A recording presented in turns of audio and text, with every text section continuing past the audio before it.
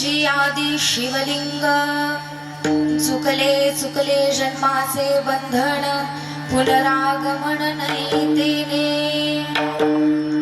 एक बिल्वदळ चंदन अक्षता एक बिल्वदळ चंदन अक्षता पूजन तत्वता सोपे बहु चुकले चुकले जन्माचे बंधन पुनरागमन नैतेने एका जनार्दनी पूजिता सचार एका जनार्दनी पूजिता सचार इच्छिले हरिहर पूर्ण करीती चुकले चुकले जन्माचे बंधन पुनरागमन नैतेने विठ्ठल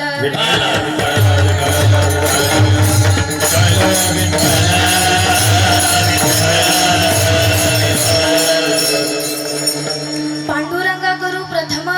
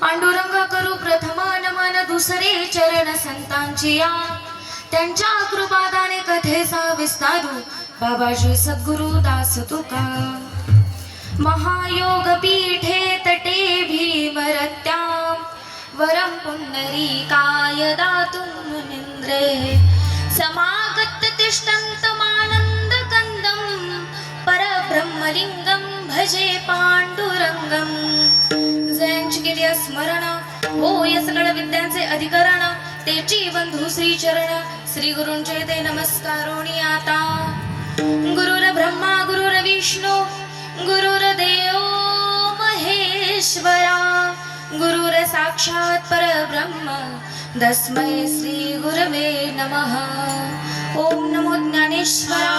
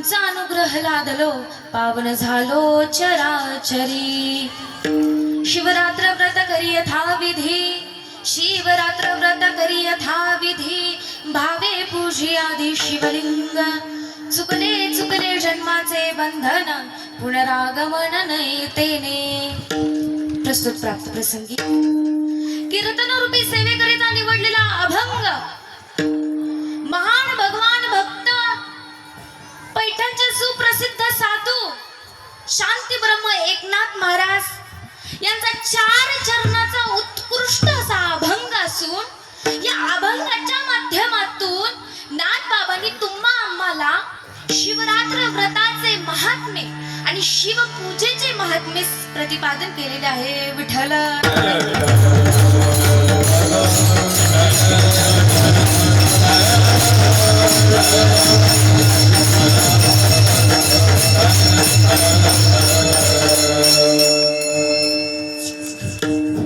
अभंगाकडे वळण्या अगोदर अल्पसा हा परिहार आणि तो म्हणजे असा की सच्चिदानंद स्वरूप भगवान शिवाच्या कृपा आशीर्वादाने साधू संतांच्या कृपा आशीर्वादाने साधू संतांच्या प्रेरणेने चालू असलेला महाशिवरात्री निमित्त चालू असलेला हा संगीतमय शिव महापुराण कथा व भव्य दिव्य कीर्तन महोत्सव सोहळा आणि त्यातला आजचा हा 5वा दिवस. माझ्यासारख्या पामराकडे आजची कीर्तन रूपी सेवा ज्यांच्यामुळे प्राप्त झाली असे आपल्याच गावातील मनोज दादा धारकर असतील, त्याचबरोबर त्यांचेच बंधू अजय दादा धारकर असतील व समस्त हर हर महादेव ग्रुप व ग्रामस्थ मंडळी यांच्या माध्यमातून मला आजची ही कीर्तन रूपी सेवा आली ही मी माझे परम भाग्य मानते. आणि आजचं कीर्तन सौजन्य ज्यांच्याकडे आहे असे श्री संतोष पांडुरंग गोरे भराटी, जय मल्हार टूर्स अँड ट्रॅव्हल्स असे दादांचे देखील मनापासून धन्यवाद व्यक्त करते.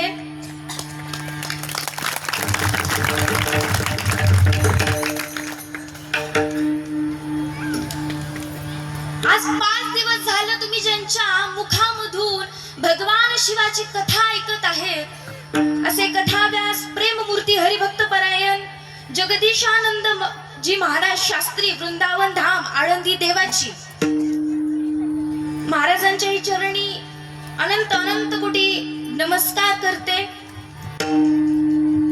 त्याचबरोबर गायनाचार्य हरिभक्त परायण गजानन महाराज शेळके, रमेश महाराज घरात, भगवान महाराज राकडे, प्रदीप महाराज उपळी, बाळू महाराज पांडो, गणू महाराज गोंगटे, नारायण महाराज गोंगटे, शांताराम महाराज घोमणे व त्याचबरोबर मृदंगाचार्य हरिभक्त परायण दीपक महाराज बिडवे, भरत महाराज सुसर, दिनेश महाराज घोमणे, डॉक्टर महाराज काकडे धानोरा आणि आत्माराम महाराज बिडवे, त्याचबरोबर महेंद्र महाराज बिडवे उत्कृष्ट असे गायनाचार्य व मृदंगाचार्य व त्याचबरोबर आमचे महाराज हार्मोनियम. खरं म्हणजे सुराचा माझा 36 आकडा आहे असले त्याच्यामुळे अवघड काम आहे, पण महाराज आपले नाव अच्छा माफ करा माहित नव्हतं. महाराज बाबूराव महाराज बिडवे त्यांचे देखील मनापासून आभार. सर्वच उत्कृष्ट गायनाचार्य सर्वांचे मनापासून आभार. त्याचबरोबर उत्कृष्ट असे मृदंगाचार्य तुमच्या सर्वांचे मनापासून आभार. आता वैयक्तिक नाव माहित नाहीये असे वैयक्तिक नाव माहित नाहीये, नंतर कीर्तन झाल्यावर माहित करून घेते. व त्याचबरोबर आज माझ्या कीर्तनामध्ये उपस्थित आहे श्री परमपूज्य महंत परमेश्वर दास महाराज उदासीन मठ अंधारी महाराजांच्या चरणी नमस्कार व्यक्त करते.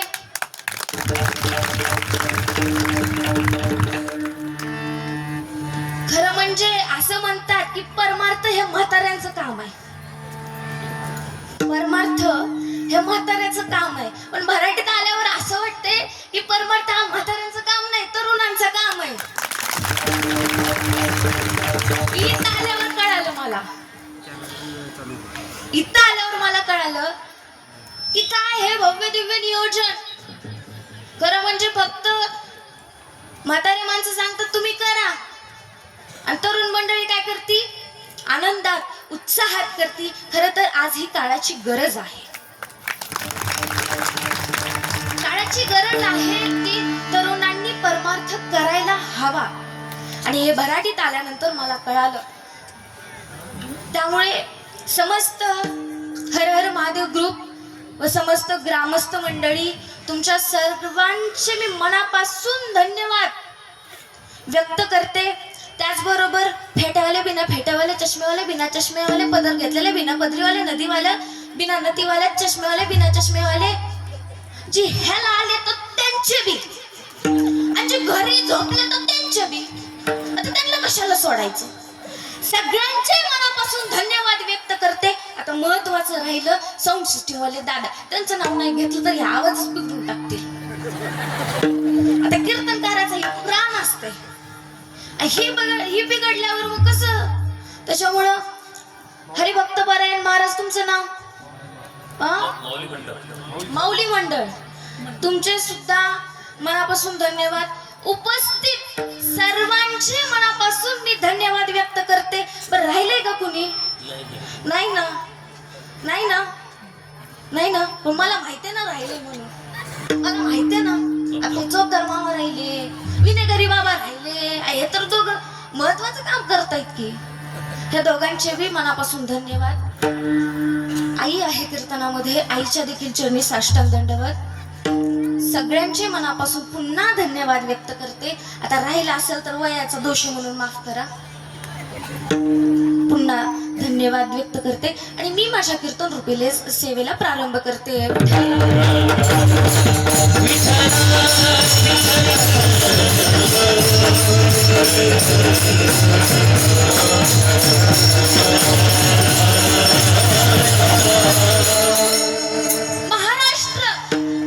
महाराष्ट्र ही संतांची आणि वीरांची भूमी आहे. कारण इथे अनेक साधू संत जन्माला आले.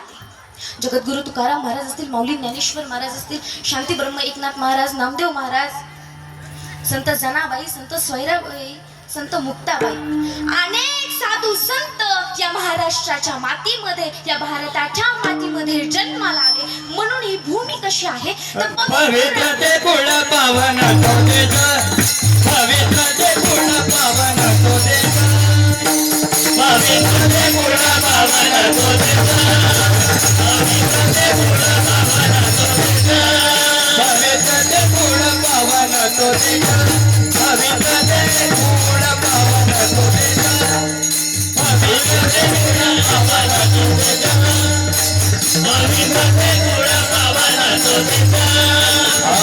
तेथे हरीचे दास जन्म घे, तेथे हरीचे दास जन्म घे, तेथे हरीचे दास जन्म घे. पवित्र ते कुळ पावन तो देचा, पवित्र ते कुळ पावन तो देचा, पवित्र ते कुळ पावन तो देचा, पवित्र ते कुळ पावन तो देचा. पवित्र ते कुळ पावन तो देश, जेथे हरीचे दास जन्म घेती. ही भारताची भूमी, ही महाराष्ट्राची भूमी पवित्र आहे. कारण इथे अनेक साधू संत जन्माला आले. ऐका, पुढे जाऊन सांगते, या महाराष्ट्राच्या या भूमीला, या भारताच्या भूमीला खरं बघितलं तर 3 जणांचं फार मोठं योगदान आहे. तर 3 जण कोण? लक्ष देऊन ऐका.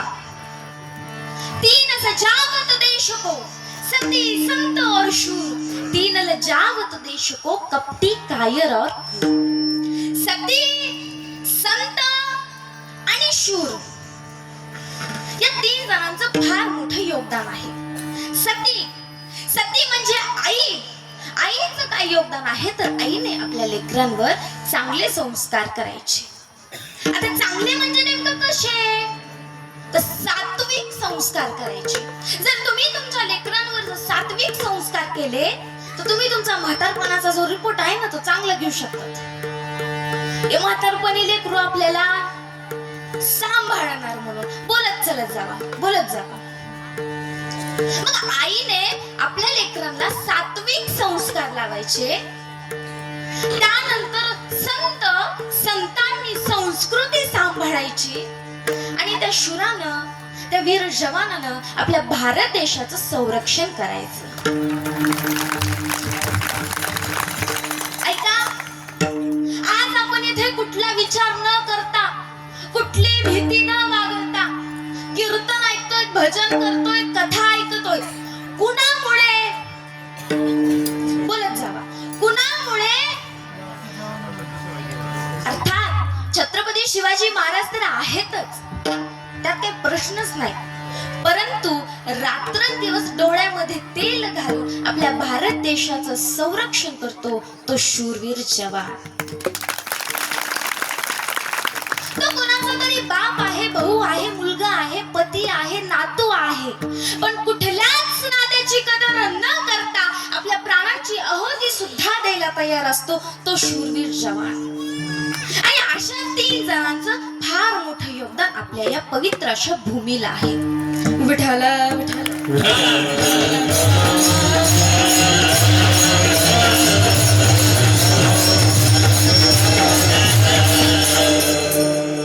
ज्या पद्धतीने 3 जणांचं योगदान आहे त्याच पद्धतीने 3 जणांचा वावर सुद्धा आपल्या पवित्र भूमीवर असतो.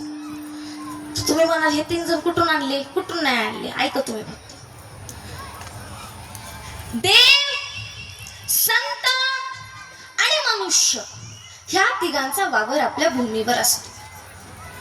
देवाला जन्माला आणावं लागतं, त्याला अवतार म्हणतात.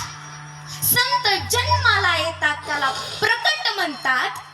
आणि मनुष्याला जन्माला यावंच लागतं. का मनुष्याला जन्माला यावं लागतं?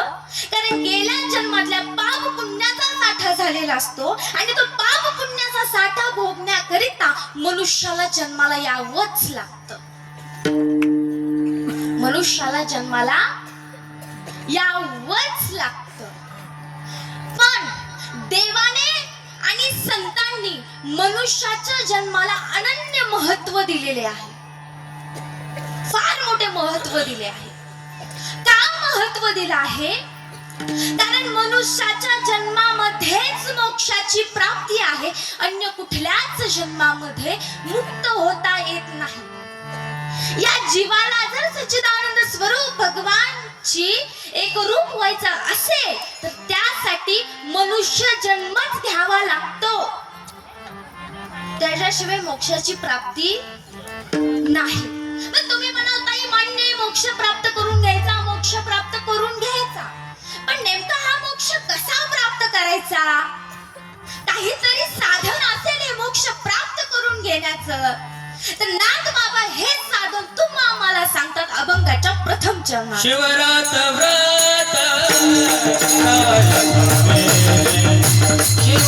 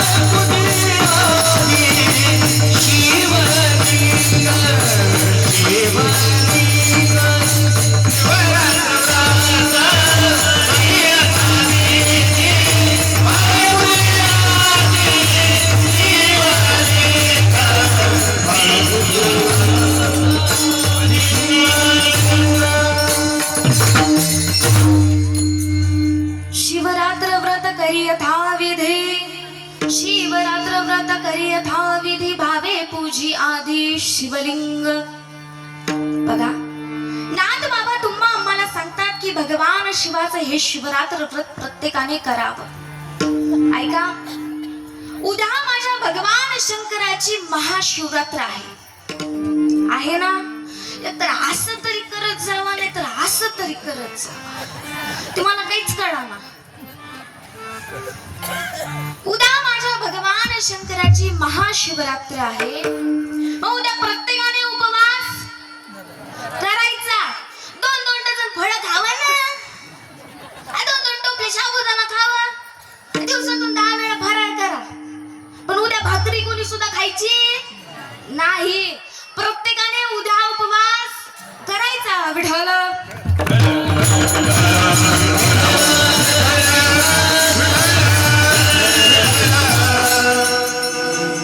या महाशिवरात्र व्रताचे अनन्य महत्व संतांनी सांगितले.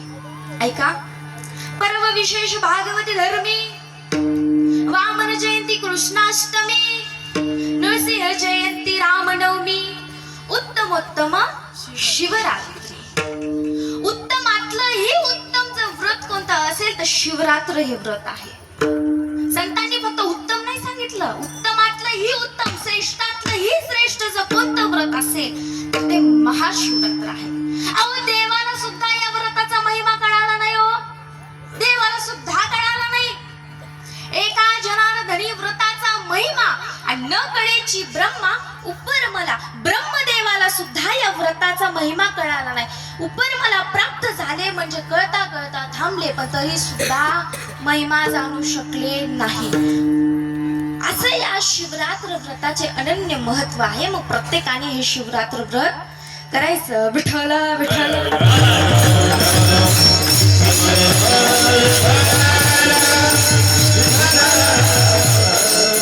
ऐका, हे महाशिवरात्र व्रत कोणाचं? भगवान साखरेश्वराचं, भगवान शिवाचं.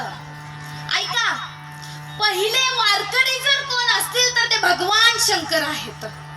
पहिले वारकरी जर कोण असतील तर ते भगवान शंकर आहेत. ब्रह्माधिकणाचा ती उभ्या बोलवणी हाता. आधी तुला डमरुके आला गिरता साथ. डमरुके आला गिरता साथ.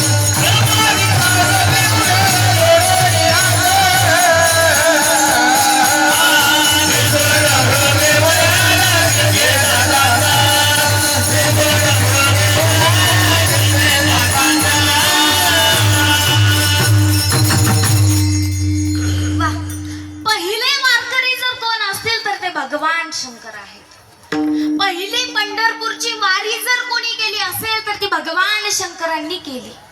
आणि ती एकट्याने नाही केली, सहकुटुंब सहपरिवार. आणखी सुद्धा पंढरपूरमध्ये असे पुरावे आहेत. आणि आज सुद्धा भगवान शंकर पंढरपूरची वारी करतात.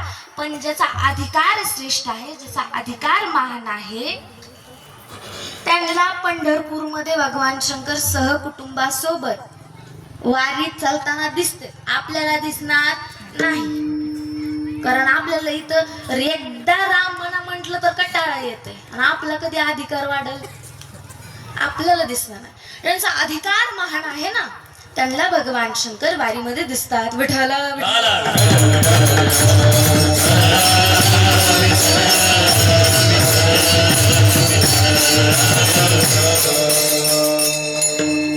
वारकरी संप्रदायाचा पाया ज्ञानोबारायांनी रचला. ज्ञानदेवे रचिला पाया आणि तुका झालासी कळस. आणि कळस जगद्गुरु तुकोबाराय झाले. आणि वारकरी संप्रदायाचे जर शिरोमणी जर कोण झाले असतील तर एका जनार्दनी वैष्णव, एका जनार्दनी वैष्णव, एका जनार्दनी वैष्णव,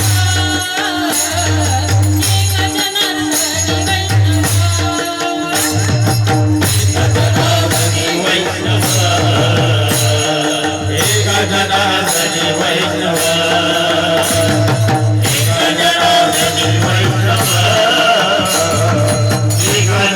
Thank you.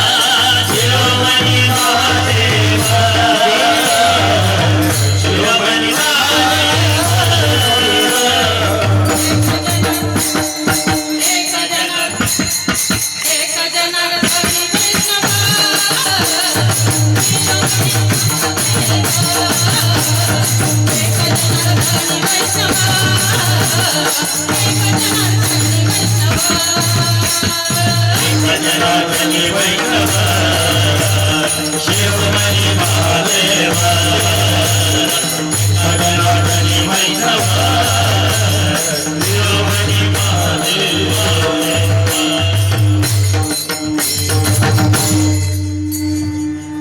वारकरी संप्रदायाचे शिरोमणी जर कोण असतील तर ते भगवान शंकर आहे. एका जनार्दनी वैष्णव आणि शिरोमणी महादेव. भगवान शंकर हे वारकरी संप्रदायाचे शिरोमणी आहेत. विठाला विठाला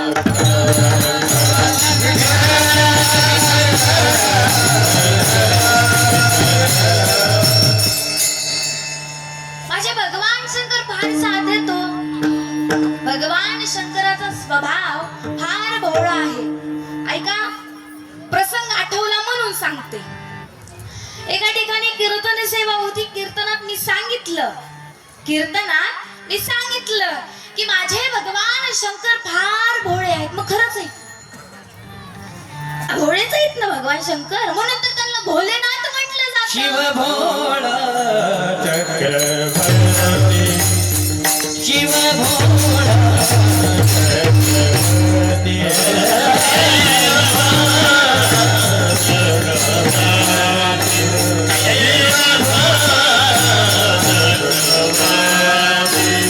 शिव भोळा चक्रवर्ती शिव भोळा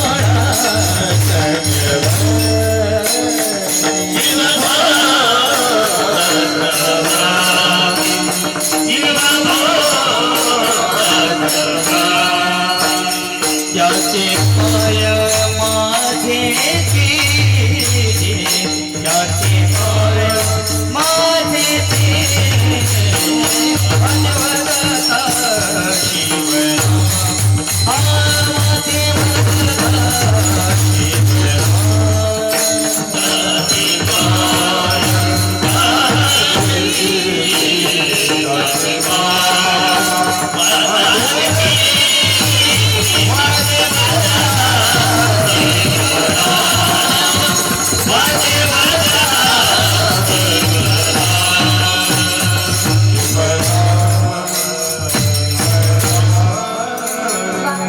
एकदा टाळ्या वाजवा की. टाळ्याच वाजवल्यात. मी म्हणलं का म्हणून टाळ्या वाजवा नाही. मला वाटलं तुमचे हात चिटकलेत काही की. मग वाजवत जावा की. टाळ्या वाजवायला काही पैसे लागतात का? आणि कसं आहे, जोपर्यंत आपण दुसऱ्यांकरिता टाळ्या वाजवणार नाही तोपर्यंत आपल्यासाठीही कुणी टाळ्या वाजवणार नाही. बघा आता कसे वाजवलं. बघा बघा सरांनी वाग वाग. आता तो प्रसाद घेतलाय ना, मग वाजवायला काय प्रॉब्लेम आहे याला? वाजवत जावा, टाळ्या वाजवत जावा, मुखाने नामस्मरण करत जावा. ऐका, शिव भोळा चक्रवर्ती त्याचे पाय माझे. भगवान शंकराचा स्वभाव हा भोळा आहे. मग मी सांगितलं की भगवान शंकर माझे फार भोळे आहेत, फार भोळे आहेत. मग खरंच आहे की भगवान शंकर भोळेच आहेत की, म्हणून त्यांना भोलेनाथ म्हटलं जातं. कीर्तन झाल्यानंतर एक म्हातारं माझ्याकडे आलं. मला म्हटलं, ताई तुम्ही चुकीचं बोललात. म्हणलं तर काय झालं बरं बोलत बोलत एखादा निघाला असेल चुकीचा शब्द. म्हणलं आजोबा तुमचं लेकरू आहे, माफ करा. बरं कुठं चुकलंय ते सांगा, म्हणजे मी दुरुस्त करते. ते बोलले ताई तसं नाही. म्हणलं मग तसं नाही तर मग काय चुकलं ते तरी सांगा की. ते बोलले ताई ऐका. म्हणलं बोला. 3 देवता. म्हणलं हो. 3 देवतांकडे 3 कार्य. म्हणलं बरोबर. ब्रह्मदेवाकडे उत्पत्ती, विष्णुदेवांकडे पालन आणि भगवान शंकराकडे लय विनाशाचे कार्य. म्हटलं बरोबर आहे. आम्ही खापाकप माणसं उचलायचं का भगवान शंकराकडं? खापाकप बटणं दाबी देत, खापाकप माणसं उचलतात आणि ही काय भोळेत होय. मी 5 मिनिटं गप बसले आणि डोक्याला हात लावला.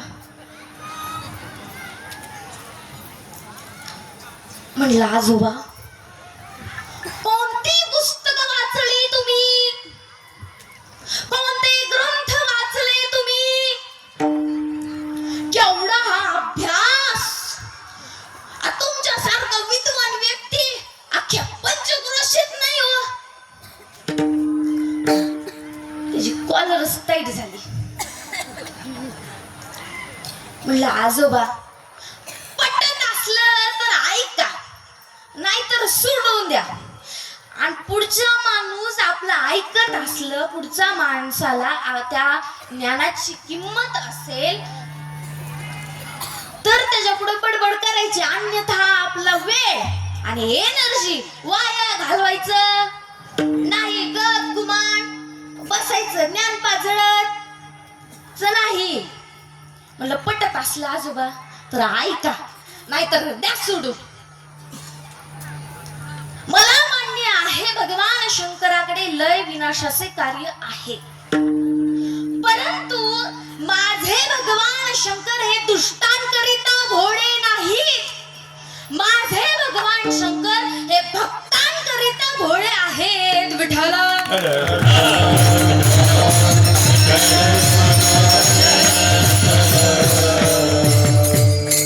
माझे भगवान शंकर हे भक्तांकरिता भोळे आहेत. कोणाकरिता? तुम्ही बोलला तो, पण भागलचे बोला ना. भराडे, माझा आवाज येत नाही का? येतो ना. अगोदर 5 मिनिटं ह्याच्यासाठीच घालवला होता ना. येतो ना. कुणासाठी भोळेत? भक्तांसाठी भोलेनाथ भोळे आहेत. कुणासाठी? भक्तांसाठी. केवढे भोळे, एवढे भोळे, एवढे भोळे की तुम्ही जर एक जरी बेलाचं पत्र भगवान शंकराला जर अर्पण केलं तर भक्त म्हणेल तसं भगवान शंकर करतात. एवढे भोळे बघा, किती भोळे. तर तरी आपण काही करत नाही. समुद्र मंथनातून विष निघणार होत. कुठून? समुद्र मंथनातून विष निघणार होत. हे देवांच्या अगोदर त्यांच्या बायकांना कळालं. आणि बऱ्याचशा गोष्टी तुमच्या अगोदर ह्यांनाच कळतात. बरोबर आहे ना? आता नाही म्हणायचं नाही, आता ते आपल्याला काही त्याचा अनुभव नाही, काय माहित नाही, पण ते आता कसं व्यवहारात राहिल्यामुळं कळतं लगेचच. बऱ्याचशा गोष्टी तुमच्या अगोदर ह्यांना कळतात. आता अशा गप्प बसल्या तर काही बोलणार नाहीत, काही बोलणार नाही, गप्प बसल्यात. तसंच समुद्र मंथनातून विष निघणार हे देवांच्या अगोदर देवांच्या पत्नीला कळालं. प्रत्येक देवतांच्या पत्नीने आपापल्या देवाला संध्याकाळी जेवण करताना रिंगणात घेऊन दाब दिला. काय दिला? दाब दिला की मालक उद्या दिवस घराबाहेर निघू नका. देव म्हणले कमून? बर मी देव आहे, कमून निघायचं नाही मी? देवी म्हणल्या मालक उद्या समुद्र मंथनातून विष निघणार आहे. उद्या समुद्र मंथनातून विष निघणार आहे. एकतर आपलं गाव वाईट आहे, गुलाल आपल्या नशिबी नाही, गोड बोलून विष पाजतील. त्याच्यामुळं उगा घराबाहेर निघू नका. देव म्हणले गप गुमान बायकोच ऐकून घरात बसावं लागेल. कितीही मोठा मंत्री असू द्या किंवा अध्यक्ष असू द्या, बायको पुढं कुणाचं चालतंय हो? कुणाचं चालतंय का? तुमचं चालतंय का? बरं सांगा बरं. वराडी चालतंय का तुमचं? हे बी गप बसले तू. आता ह्या गप बसल्या ठीक होता, तर तुम्ही बी गप बसलात. तुम्ही बी बोलत जावा जरा. देव म्हणले बायकोचं ऐकावं आणि गप गुमान घरात बसावं. देव घरात बसले. तसं आमच्या पार्वती माता सुद्धा भगवान शंकराकडे गेल्या होत्या. म्हणल्या होत्या मालक उद्या दिवस घराबाहेर निघू नका. पण आमचे महादेवजी जाग्या झाले बा, झोपल्या होत्या बाई की जाग्या झाले लगेचच. माय नजर काढावी ग तुमची. बघा आता कशा हसत येतो. ऐका पार्वती माता म्हंटली भगवान शंकराला, मालक उद्या दिवस घराबाहेर निघू नका. महादेवशी ऐकणार आहेत कुणाच? म्हणजे तू मला सांगणार आणि मी ऐकणारा? हा, समुद्र मंथनातून विष निघणार आहे आणि ते प्राशन करण्याकरिता कोणीही जात नाहीये. मला जावं लागेल. त्या विषामुळे माझ्या भक्तांना त्रास होईल. त्या विषामुळे माझ्या भक्तांना त्रास होईल आणि त्यासाठी मला ते विष प्राशन करावं लागलं. आणि भगवान शंकर गेले. भगवान शंकर भक्तांकरिता त्यांनी विष प्राशन केलं, म्हणून त्यांचा कंठ निळा पडला आणि मग त्यांना नाव दिलं नीलकंठ. बघा, कुणासाठी? तुमच्या माझ्यासाठी. फक्त भक्तांसाठी त्यांनी विष प्राशन केलं. एवढे भगवान शंकर भोळे, तो एवढे भगवान शंकर भोळे. विठाला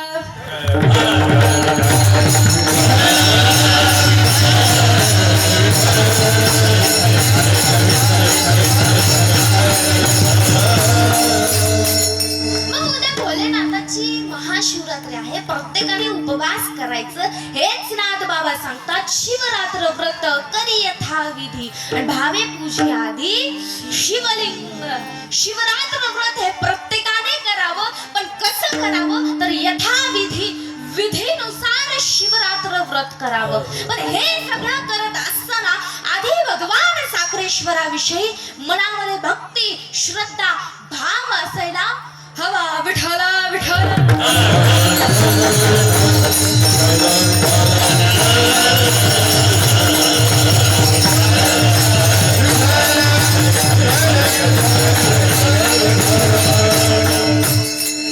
मनामध्ये जर भाव नसेल तर भगवंत आपल्यावर प्रसन्न होत नाही. त्यामुळे भगवान साखरेश्वराविषयी मनामध्ये भाव असायला हवा. ऐका, एक दृष्टांत देऊन सांगते. एका गावामध्ये शिवमहापुराण कथा चालू होती. काय चालू होती? शिवमहापुराण कथा चालू होती. तुम्ही बोलत जा बरं. बोलला नाहीत ना की मला कीर्तन करू वाटत नाही. मग असं होतंय. तुम्ही बोलत जावा. एक ठिकाणी तर मी कीर्तन करायला लागले आणि एक जण कसं करतोय महाराज. मला वाटलं लय अभ्यास आहे काही की महाराजांचा. अख्खं कीर्तन त्यांच्याकडे बघून केलं. अख्खं कीर्तन त्यांच्याकडे बघून केलं. कीर्तन झाल्यानंतर कळालं बहिर आहे बघा. मग तुम्ही बोलत जावा. तुम्ही बोलत जावा. जाऊ द्या, सोडा. कुठं चाललं होतं? म्हणा तुला कशाला बोलवलं इतका खर्च करून? म्हणजे इतका आम्ही खर्च करायचा आणि पुन्हा नंतर आम्हालाच विचारती कुठं चाललोय. म्हणजे पैसे तू घेते आणि रानमटेन आम्हाला देते का बर? हे कसं झालंय महाराज. खरं गोष्ट सांगायची झाली तर वयाच्या मानानं सुचाना, दिसाना बी, लक्षात बी राहीना. कसलं दिसाना. नुसत्या नोटा चिल्लरचा तर मिळच लागाना. बाया म्हणत असतील मोय पैसे मागायला लागली. पण आम्ही तर पैसे बी नाही आणले. पैसे नसले आणले तरी चालतंय, सोनं द्या. आम्हाला सोनं बी चालतंय. चालतंय आम्हाला सोनं. जरा मन मोकळ्यानं हसत जावा. कधी गोष्ट सांगता येत नसते. हसत जावा जरा. जाऊ द्या, विनोदाचा भाग सोडून द्या. विनोदाचा भाग सोडून द्या. मला खरं सांगा, तुम्हाला बोर होत नाही ना? नाही ना बोर होत? बोर होत असलं तर चहा मागवते. नाही ना होत बोर? चला बघ. कुठं होतं? एका गावात शिव महापुराण कथा. कसं महाराज अशी फवारणी केली ना जरा किडे मरते तो. असं त्याच्यामुळं ऐका, होती आणि त्या गावामध्ये एक शेतकरी राहत होता. त्या गावात शेतकरी राहत होता. थोडस शेत होतं त्याच्याकडं. रात्रंदिवस आपल्या शेतामध्ये तो कष्ट करायचा आणि त्याच्या शेतामध्ये फक्त वांगे आणि कोथिंबीर थोडस होत आणि त्याच्यामध्ये तो त्याचं घर सांभाळायचा. मग त्याला कळालं, त्या शेतकऱ्याला कळालं की आपल्या गावामध्ये शिवमहापुराण कथा चालू आहे, आपण कथा ऐकायला जावी. पण कथा ऐकायला जायचं म्हटलं की महाराजांना काहीतरी दक्षिणा द्यावं लागेल ना. बिना दक्षिणाचं कसं जायचं? त्याने विचार केला, काय नेऊ काय नेऊ. मग त्याच्या डोक्यात विचार आला की आपल्याकडे काहीच नाहीये, पण आपल्या शेतामध्ये जे वांगे कोथिंबीर आहे ना ती घेऊन जाऊ. शेतकऱ्याने वांगे आणि कोथिंबीर एका गठुड्यात बांधले आणि तो कथेत आला. त्याने कथा ऐकली. कथा ऐकल्यानंतर तो महाराजांचं दर्शन घ्यायला गेला. दर्शन घ्यायला गेल्यानंतर त्याने ते वांगे आणि कोथिंबीर महाराजांच्या चरणी अर्पण केले आणि महाराजांना तो म्हटला, शेतकरी, की महाराज मला आशीर्वाद द्या आणि मला एक गुरुमंत्र द्या. मला एक गुरुमंत्र द्या. आता महाराजांनी विचार केला, एक तर येणं आणलेत कोथिंबीर आणि वांगे, घरी न्यूज तर हे खराब होणार. इथं तर पंक्ती येतं, आपलं भागत आहे, घरी न्यायचं म्हटलं की ते खराब होणार. महाराजांनी असा विचार केला आणि महाराजांनी काय मंत्र द्यायचा म्हणून देऊन टाकला. काय? एक बेंगन दो कोथिंबीर की जोडी, असा मंत्र महाराजांनी शेतकऱ्याला दिला. शेतकऱ्याने तो मंत्र घेतला आणि दिवस रात्र आपल्या शेतामध्ये कष्ट करताना त्या मंत्राचा तो जाप करायला लागला. जाप करायला लागला. पण एक दिवशी असा चमत्कार झाला की तो मंत्र सिद्ध झाला. तो मंत्र सिद्ध झाला. कशामुळे? तो काय मंत्र होता? नाही, तो मंत्र नव्हता. परंतु त्या शेतकऱ्याने त्या मंत्रावर भक्ती ठेवली होती, श्रद्धा ठेवली होती, भाव ठेवला होता आणि त्यामुळे, त्या भावामुळे तो मंत्र सिद्ध झाला. बघा, एवढी ताकद असते या भावामध्ये. त्यामुळे भगवान साखरेश्वराविषयी मनामध्ये भाव, श्रद्धा आणि भक्ती असायला हवी. विठ्ठल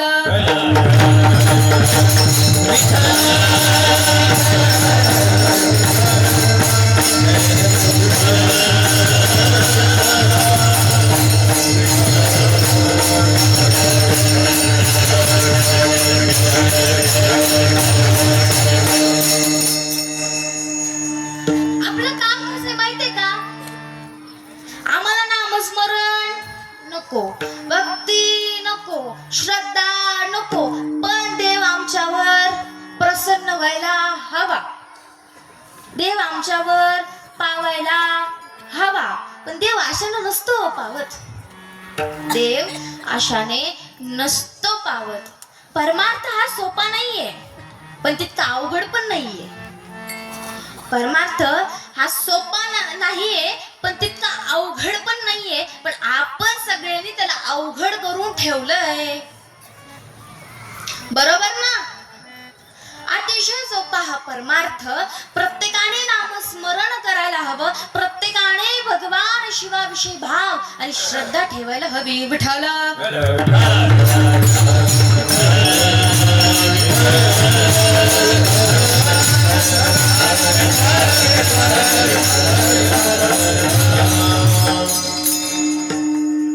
मान्य, आम्ही शिवरात्र व्रत करायचं मान्य. कसं करायचं? यथाविधी, विधीनुसार करायचं, हेही मान्य आहे. पण हे सगळं करत असताना भाव, भक्ती ठेवायची, हेही कळालं. पण एवढं सगळं करत असताना आम्हाला मिळणार काय?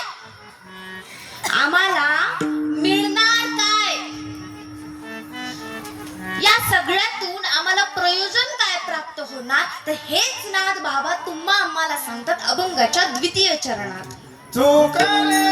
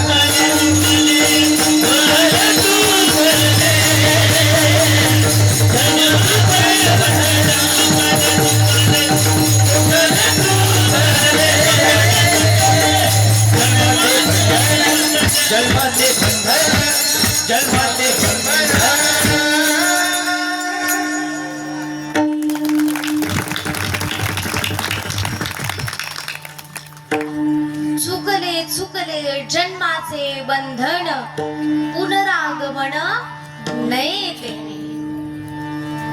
शिवरात्र व्रत केल्याने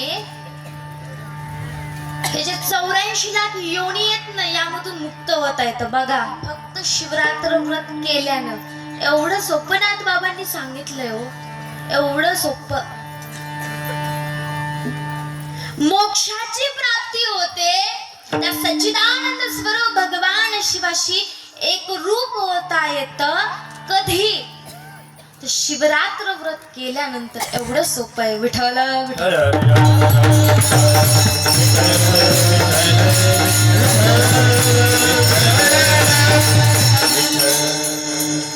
खरं तर तुम्हा आम्हाचं कसं झालं माहितीये का?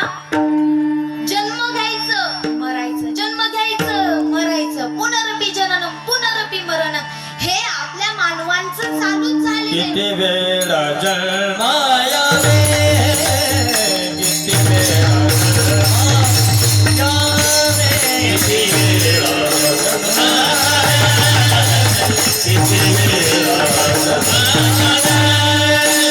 किती वेळा किती वेळा जन्माया रे, किती वेळा जन्माया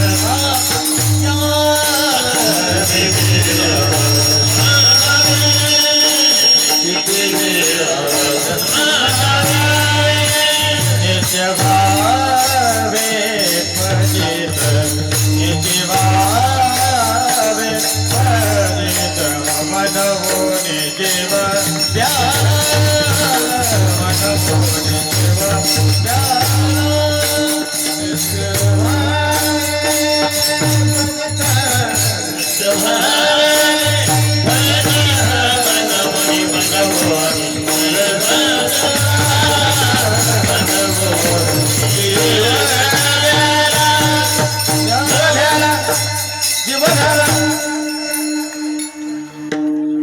तुम्हा आम्हाचं हे चालूच झालेलं आहे. पुन्हा जन्म घ्यायचं, पुन्हा मरायचं, पुनरपी जननम पुनरपी मरणम, हे आपलं चालूच झालंय. हे बंद करायला हवं ना. कारण आपल्याला भगवान शिवाशी एकरूप व्हायचंय, म्हणजे आपल्याला सुख प्राप्त करून घ्यायचंय. काय प्राप्त करून घ्यायचंय? सुख प्राप्त करून घ्यायचं आहे. आणि ते फक्त सुख भगवंतापाशीच आहे. कुणापाशी आहे? भगवंतापाशीच सुख आहे. अन्यथा या संसारामध्ये काय आहे?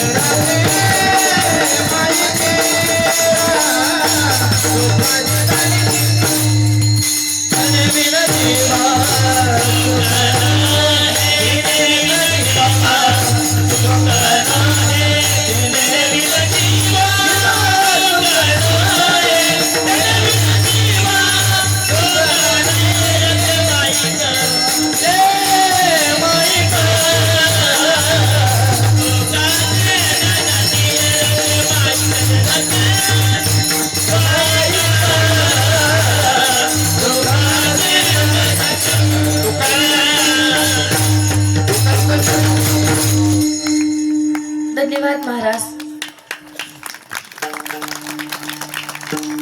आनंद फक्त त्या भगवंतापाशी आहे. आनंद फक्त त्या भगवंतापाशी आहे. संसारामध्ये काय आहे? आता तुम्ही म्हणाल ताई आम्ही काय मग आता घरदार सोडून द्यायचं का हो?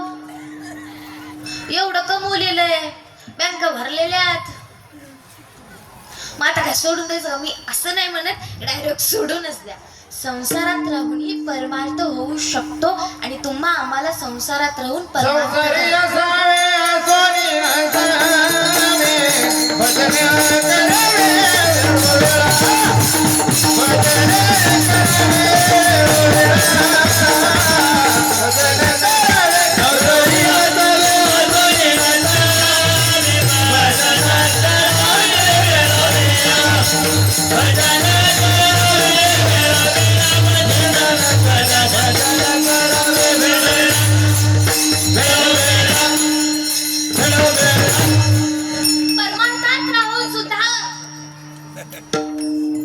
परमार्थात राहून सुद्धा संसार करता येतो. धन्यतयाचा संसार धन्यतयाचा संसार धन्यतयाचा संसार धन्यतयाचा संसार धन्यतयाचा संसार धन्यतयाचा संसार धन्यतयाचा संसार धन्यतयाचा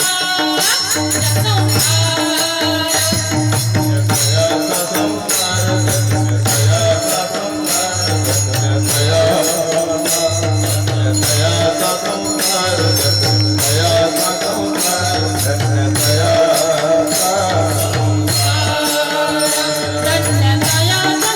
संसार धन्यतयाचा संसार धन्यतयाचा संसार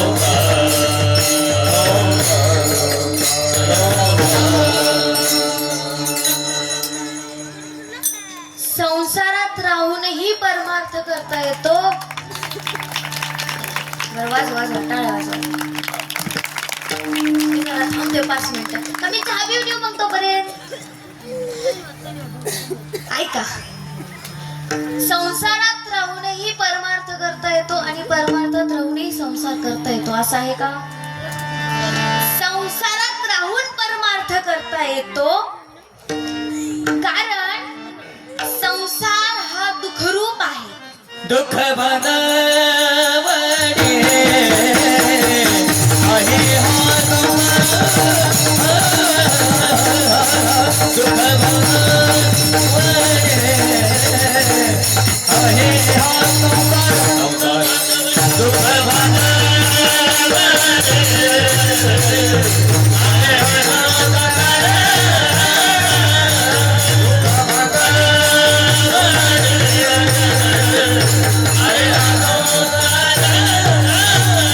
दुःख बांधवणी आहे हा संसार सुखाचा विचार नाही. दुःख बांधवणी आहे हा संसार सुखाचा विचार नाही. कृष्ण दुःख बांधवणी आहे हा संसार दुःख बांधवणी आहे हा संसार संसार संसार संसार संसार दुःख बांधवडी आहे हा संसार कसा आहे? दुःखरूप आहे.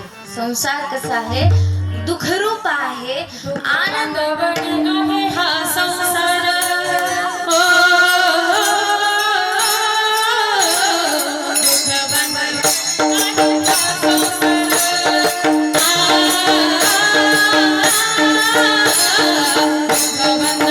दुःख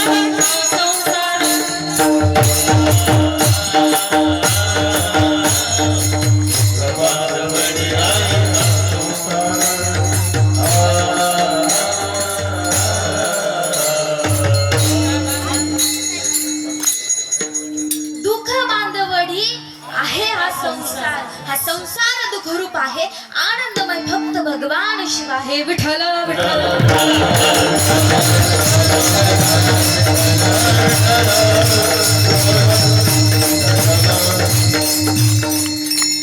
शिवरात्र व्रत करायचं केल्याने काय होतं तर या 84 लाख योनीमधून मुक्त होता येतं हेही कळालं. पण या शिवरात्र व्रताकरिता पूजेचे साहित्य सांगितलं नाथबाबांनी अभंगाच्या 3ऱ्या चरणात. एक वेद काल चंदनाक्षर एक वेद काल चंदनाक्षर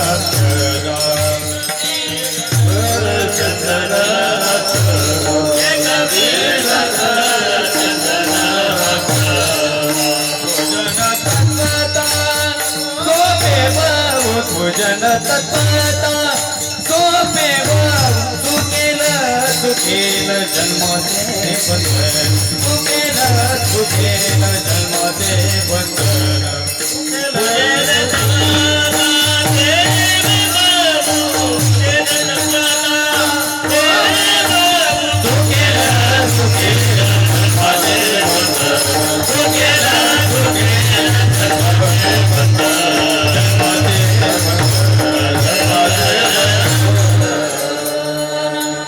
एक बिल्वदळ चंदन अक्षदा पूजन तत्वता सोपे बघा नाथबाबांनी सामग्री सागितली आहे भगवान शिवाच्या पूजेची. एक बेलपत्र चंदन आणि अक्षदा फक्त एवढी सोपी पूजा आहे आणि फक्त 3च वस्तू आहेत. एवढी छोटीशी सामग्री आहे. खूप सोपी ही पूजा आहे पण तरी आपण करत नाही. मरण माणसाचं कधी सांगता येत नाही. पुढे काय होईल हे माणसाला माहित नाही. वेळ न वाया न घालवता आपल्याला भगवान शिवाची पूजा करायची आहे. कशी करायची हेही नाथबाबांनी सांगितलं आणि एवढी सोपी हे सुद्धा नाथबाबांनी सांगितलं पण आपण करत नाही. पण आजपासून आपल्याला करायची किंवा उद्यापासून करा. आजचा दिवस असू द्या. आता गेला आजचा दिवस गेला ना आता आणता येतो का तो नाही. उद्या महाशिवरात्र आहे. पर्व काळ आहे. मग उद्यापासून प्रत्येकाने दररोज भगवान साखरेश्वराची पूजा करायची. मी मनोज दादाला फोन करणार आहे म्हणणार आहे दादा मंदिरात गर्दी आहे ना म्हणजे कीर्तन सफल झालं म्हणता येतं. या कीर्तनामधून तुम्ही काही घ्या किंवा नका घेऊ पण एक गोष्ट घ्या की तुम्ही दररोज भगवान साखरेश्वराची पूजा करायला हवी. दररोज मंदिरामध्ये गर्दी व्हायला हवी. कळालं? कारण हे माणसाचं भविष्य माणसाला माहित नाही. काळ कसा आहे हेही माणसाला माहित नाही. म्हणून प्रत्येकाने नामस्मरण करायचं प्रत्येकाने पूजा करायची. पण हे सुद्धा जर कळत नसेल तर नाथ बाबा तुम्हा आम्हाला सांगतात पिंगळ्याच्या माध्यमातून. कशाच्या माध्यमातून हे जरी नाही काल मग दुसरं येईल. हे जरी नाही काल मग दुसरं येईल.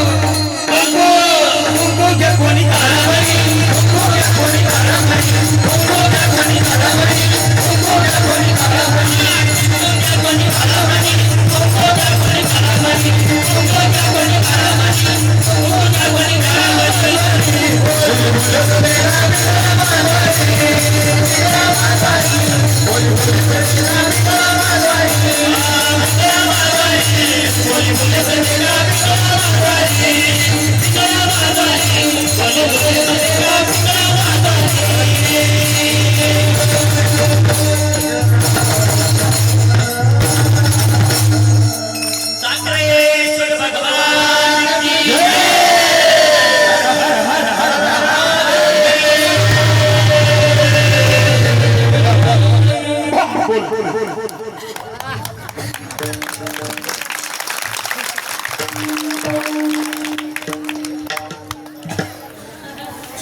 आनंद झाला झाला ना शिखरापर्यंत आवाज यायला पाहिजे आनंद झाला ना नाही गेला आणखी झाला ना आनंद झाला ना आनंद आता ही एनर्जी ना पुढच्या सप्त्यापर्यंत अशीच राहू द्यायची कळालं का पुढच्या सप्त्यापर्यंत अशीच एनर्जी ठेवायची बघा विठाला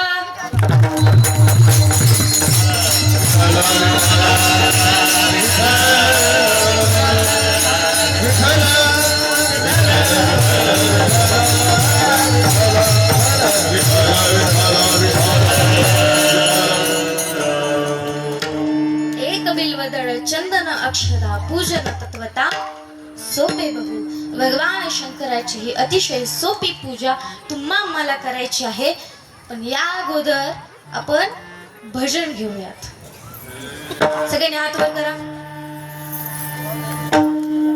सांप्रदायिक पद्धतीनुसार अगोदर विठोबा रखमाई भजन घेऊयात असे ताट हात वर करायचे ताट आणि जोपर्यंत म्हणत नाही ना तोपर्यंत खाली करायचे नाही तर व्हिडिओ वाले दादा नीट बघा बघा कुणी जर खाली घेतले ना बघा मग ताट केले असेच राहू द्या मी जरा चहा पिऊन येते आता हसायला काय चालू असंच राहू द्या म्हणून चहा पिऊन येते बरं करा करा करा केले सगळ्यांनी केले साऊंड सिस्टम वाले ना तुम्ही बी करा की तुम्ही बी करा मागं बसलेले मंडपाच्या मागं फक्त टाळकरी आहेत ना त्यांनी नका करू बाकी सगळे करा मारत मारत करा करा करा गेले मंडपाच्या बाहेर बसलेले गेले या मग रखुमार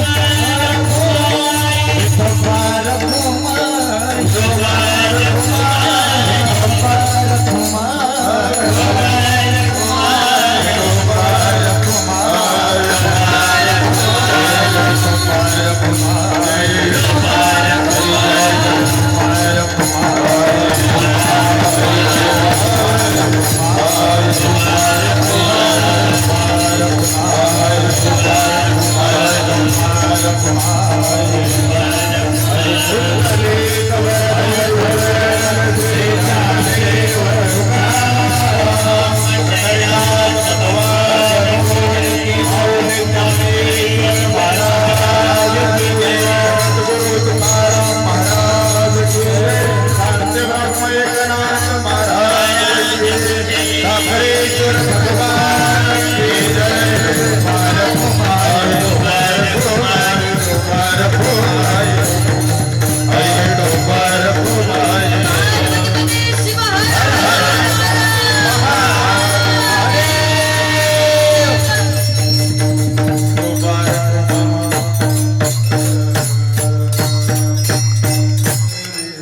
आता खरं सांगायचं तुम्हाला हात घ्यायला कोणी खाली हात घ्यायला कोण लावले होते आता नका घेऊ दादा राहू द्या आता घ्या घ्या खाली जाता आता खाली घेतलं वर कशाला घेतात असू द्या आता तुमचे विताटले असतील हात असो शिवरात्र व्रत करियथा विधी शिवरात्र व्रत करियथा विधी भावे पूज्यादी शिवलिंग चुकले चुकले जन्माचे बंधन पुनरागमन नयतेने एक बिल्वदळ चंदन अक्षदा एक बिल्वदळ चंदन अक्षदा पूजन तत्वता सोपे बहु चुकले चुकले जन्माचे बंधन पुनरागमन नयतेने एका जनार्दनी पूजिता साचार एका जनार्दनी पूजिता साचार इच्छिले हरिहर पूर्ण करीती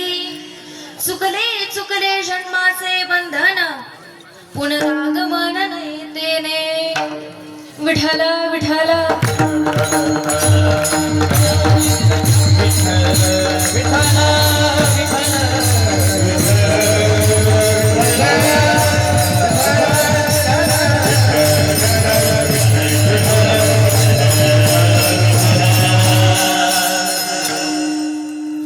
आतापर्यंत नाथबाबांनी तुम्हा मला शिवरात्र व्रताचे महात्म्य सांगितले. या शिवरात्र व्रता केल्यानंतर फल काय आपल्या पदरी प्राप्त होतं हे देखील नाथबाबांनी सांगितलं. शिवरात्र व्रत केल्याने भगवान शिव आणि भगवान विष्णू दोघेही प्रसन्न होतात. अभंगाच्या 4थ्या चरणात एक जनार्दन पूजिता एक जनार्दन पूजिता साचार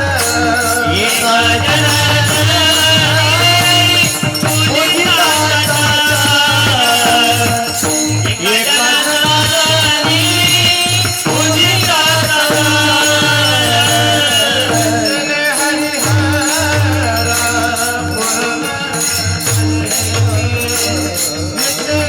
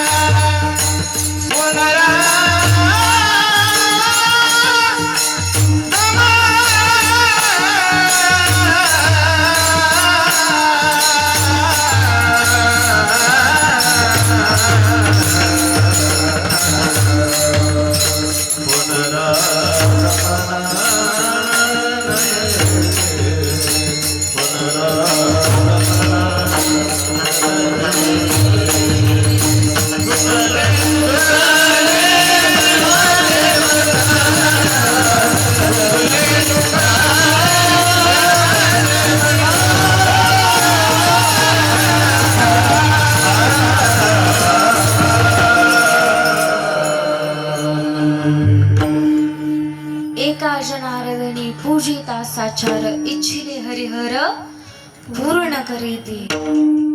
भगवान शिवाची पूजा भक्ती केल्यानंतर भगवान शिव तर प्रसन्न होतातच, परंतु भगवान विष्णू सुद्धा प्रसन्न होतात. त्यामुळे इथे इच्छिले हरिहर, हरी म्हणजे भगवान विष्णू आणि हर म्हणजे भगवान शंकर असं नाथबाबांनी सांगितलेलं आहे.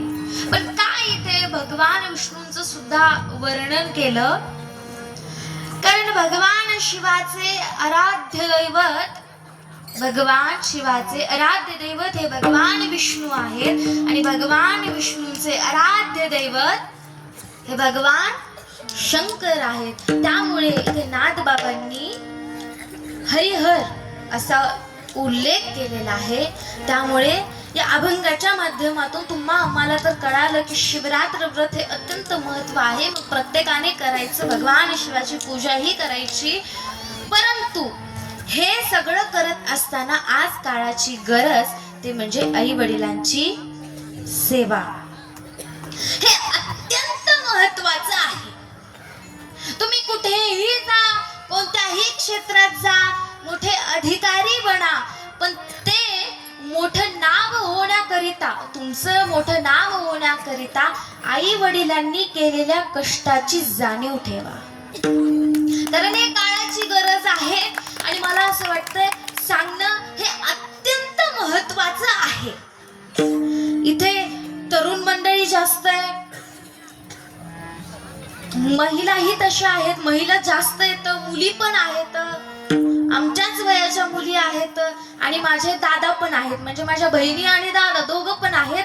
तुम्हाला मी मनापासून विनंती करते की माझी ताई, माझे दादांनो, कृपया करून आई वडिलांची सेवा करा, आई वडिलांची सेवा करा. ताई ऐक, तुला एवढं मोठं करण्याकरिता, तुला एवढं मोठं करण्याकरिता त्या बापाने किती कष्ट घेतले असेल याची जाणीव ठेव ग, याची जाणीव ठेव. आयुष्यभर नशिबासी झटला, आयुष्यभर नशिबासी झटला, तवा मला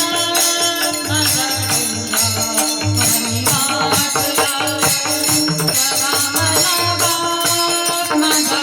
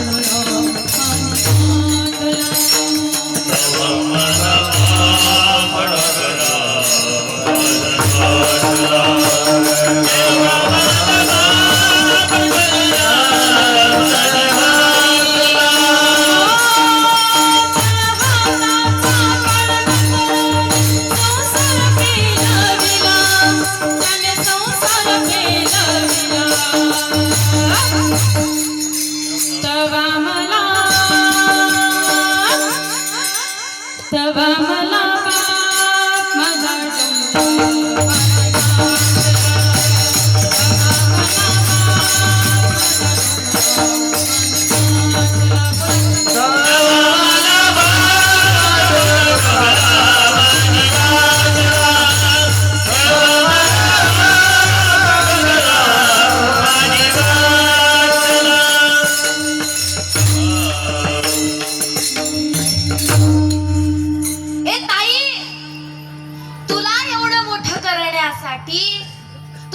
भविष्य उज्ज्वल होण्यासाठी त्या बापाने किती कष्ट केलेत ना याची जाणीव ठेव ग.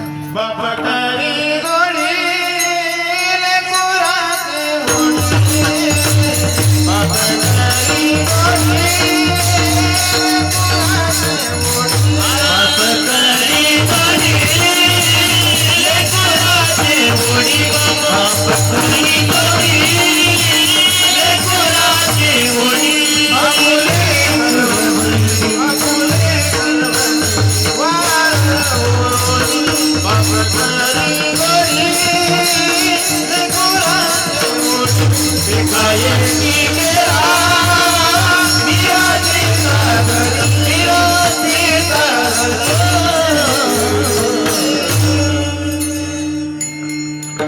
एक या स्त्रीचं माहेर हे तिथपर्यंतच असतं जिथपर्यंत जोपर्यंत तिचे आई वडील माहेरात आहेत. ज्या दिवशी तिचे आई वडील माहेरात नसतील त्यावेळी तिचं माहेर नसतं. कोण असतं का हो? स्त्री जर माहेरी गेली, ऐका लक्ष देऊन ऐका, स्त्री जर माहेरी गेली तर बाप शेतातून काय आणतो? कांदे, बटाटे, लसूण, डाळी या काही द्यायच्या गोष्टी आहेत का? या काही द्यायच्या गोष्टी आहेत का? तिच्या सासरी आहे ना, पण तरी सुद्धा बाप म्हणतो अगं ऐकतेस का ग? अगं ऐकतेस का ग? माझ्या छकुलीला सासरी गेल्यानंतर कशाची कमी पडू नये ग.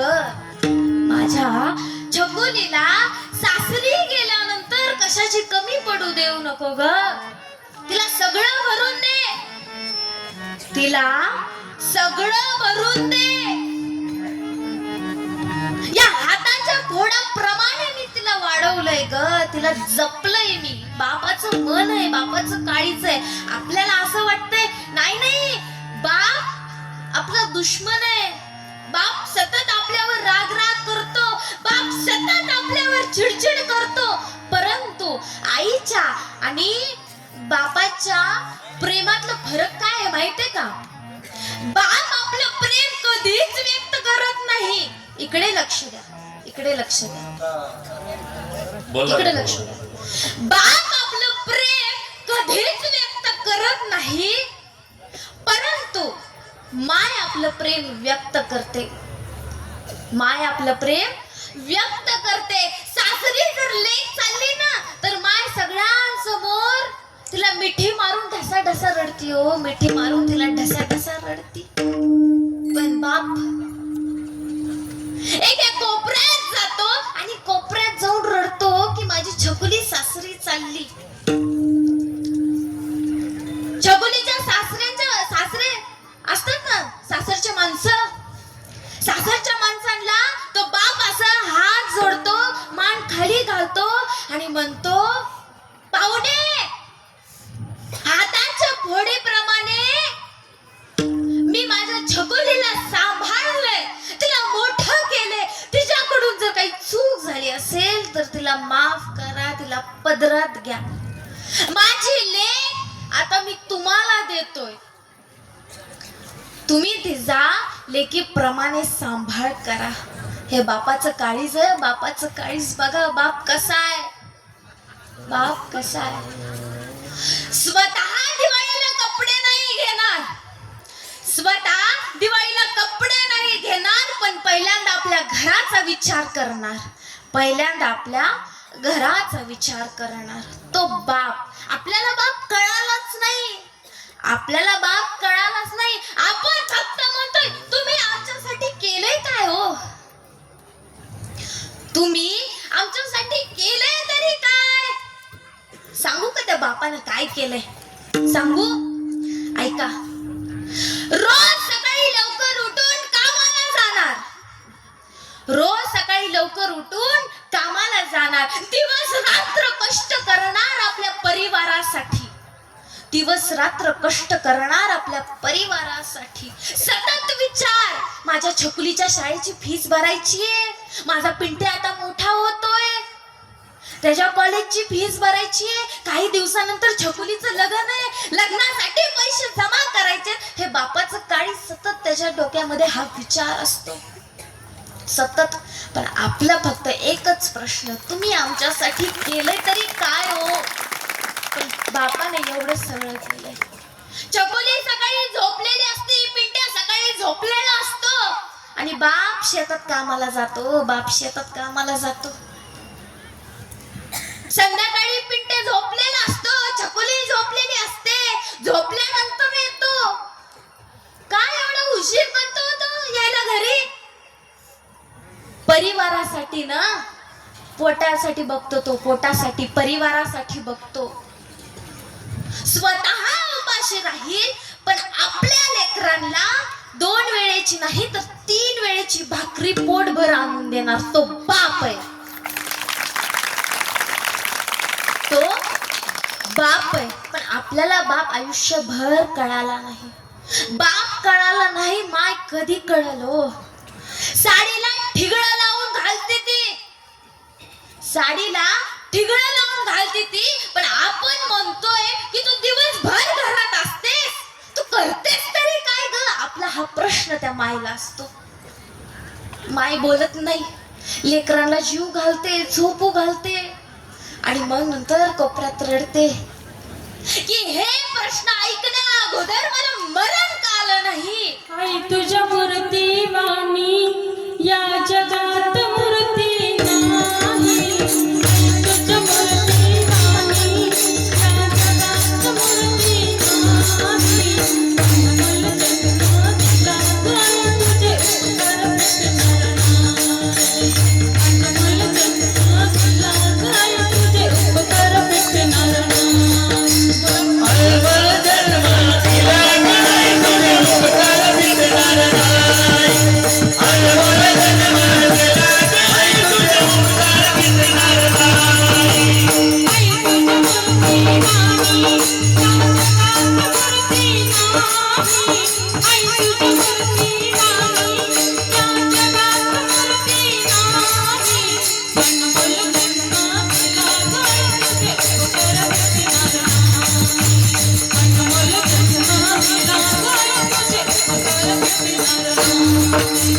अनमोल जन्म दिला काय तुझे उपकार भेटणार नाही. अनमोल जन्म दिला काय तुझे उपकार भेटणार नाही. मानाचे काळ करून रक्ताचे गेले कामी. तुझ्या वाणी कष्टगाई केले नाही कोणी. मानाचे काळ करून रक्ताचे गेले कामी.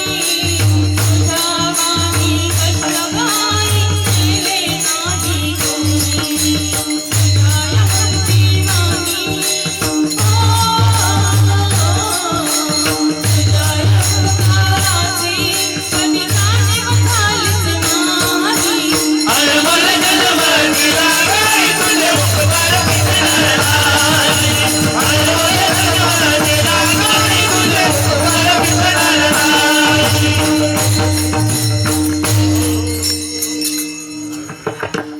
आई म्हणते की लेकरांचा हा प्रश्न, तू दिवसभर घरात असतेस, काय करतेस ग तू? आई कोपऱ्यात जाऊन रडते आणि म्हणते की हा प्रश्न ऐकण्या अगोदर मला मरण का नाही आलं? बर काय केलं नाही मी? 9 महिने 9 दिवस मी या लेकरांना माझ्या गर्भात ठेवलं. यांना जन्माला घालताना मला किती वेदना झाल्यात हे मला माहितीये. याला जन्माला घालताना मला वेदना झाल्यात हे मला माहितीये. दिवस दिवस उपाशी राहिले या लेकरांसाठी. मी यांना जन्माला घातलं आणि हे मला विचारतायत की तू दिवसभर घरात असतेस, तुला काय करायचंय? तुला काय? तुला काय? बोला. आपल्याला आई वडिलांची किंमत आणखीन हे कळालेली नाही. म्हणून मी जास्त तरुण वर्गांना सांगते, अर्थात माझ्या दादांनो, माझ्या भावांनो आणि माझ्या ताईंनो, तुमच्या चरणी मी प्रार्थना करते, तुम्हाला विनंती करते, आयुष्यात पैसा नाही कमवला तरी चालेल, आयुष्यात पैसा नाही कमवला ना तरी चालेल, परंतु आई वडिलांना कधी दुःख देऊ नका, आई वडिलांना दुःख कधी देऊ नका. अहो, आई वडील कोण आहेत? दैवत आहेत. आई वडील आपले दैवत आहेत. भगवंत म्हणतोय, अरे तू माझी भक्ती नाही केली तरी चालेल, तू माझी भक्ती नाही केली तरी चालेल, परंतु विसरू नको रे आई बापाला,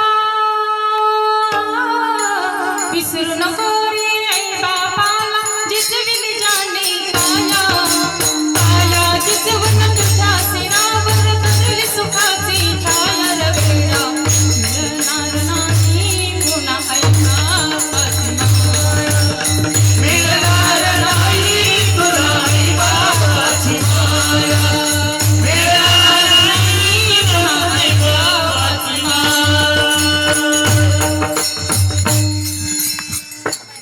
भगवंताची भक्ती नाही केली ना तरी चालेल, परंतु आई वडिलांची सेवा करा, कारण त्यांच्यासारखं दैवत दुसरं या जगात कोणीच नाही.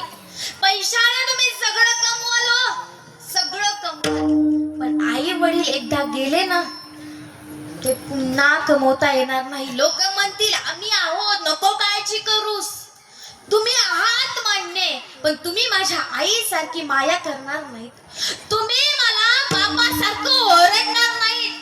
तो बाप ओरडत होता, तो बाप ओरडत होता कशासाठी? तर माझ्या भल्यासाठी, माझ्या भल्यासाठी. पण मला आयुष्यभर तो बाप कळाला नाही हो, आयुष्यभर तो बाप कळाला नाही, माय बी कळाली नाही हो. त्या मायने एवढा अनमोल जन्म दिला, त्या बापानं मला मोठं करण्यासाठी इतके कष्ट घेतले, हे मला कळालं नाही. आणि आज आता ते आमच्यात नाहीये, तर त्यांचं महत्व आम्हाला कळतंय, त्यांचं महत्व आम्हाला कळतंय. म्हणून माय ओ बापांनो, तुमचं लेकरू आहे, पदरात घ्या मला, जसं तुम्ही तुमच्या लेकरांचं ऐकतात ना प्रत्येक एक गोष्ट, तसं मीही तुमचं लेकरू आहे, आणि त्याच लेकराच्या नात्याने तुम्हीही माझं ऐका. प्रत्येकाने आई वडिलांची सेवा करायची, प्रत्येकाने आई वडिलांची सेवा करायची, त्यांना कधीच नाराज करायचं नाही, त्यांच्या कष्टाचं जाणीव ठेवायचं, त्यांच्या कष्टाचं जाणीव ठेवायचं, कारण त्यांनी आपल्यासाठी खूप काही केलेलं आहे, खूप काही आपल्याला दिसत नाही, आपल्याला दिसत नाही, पण त्यांचं कष्ट हे खूप मोठं आहे हो आपल्याला घडवण्यासाठी. त्यामुळे प्रत्येकाने आई वडिलांची सेवा करायची. प्रत्येकाने उजवा हात उचला, आपला उचलला, डोक्यावर ठेवा, डोक्यावर ठेवा, हसू नका, डोक्यावर ठेवा.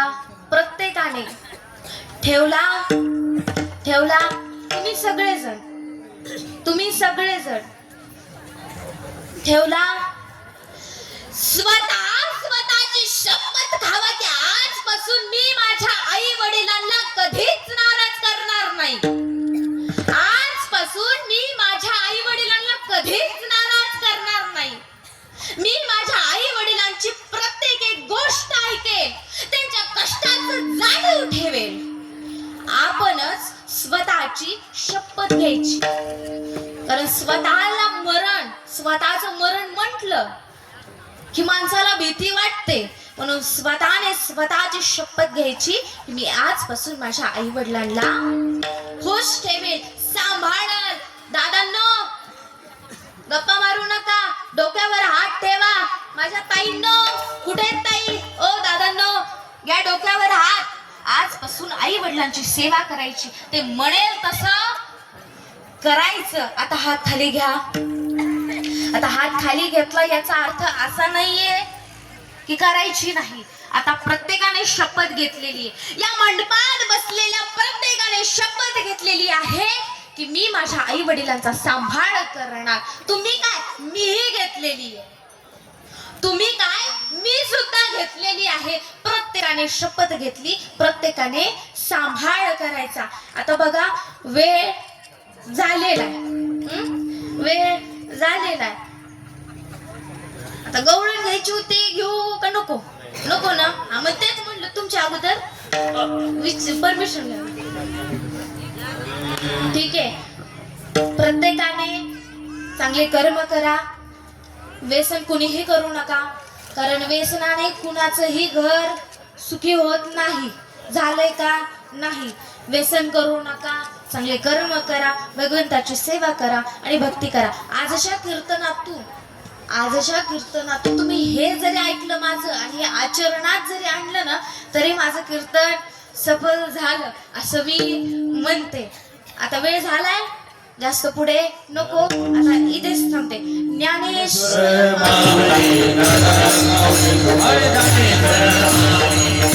आपले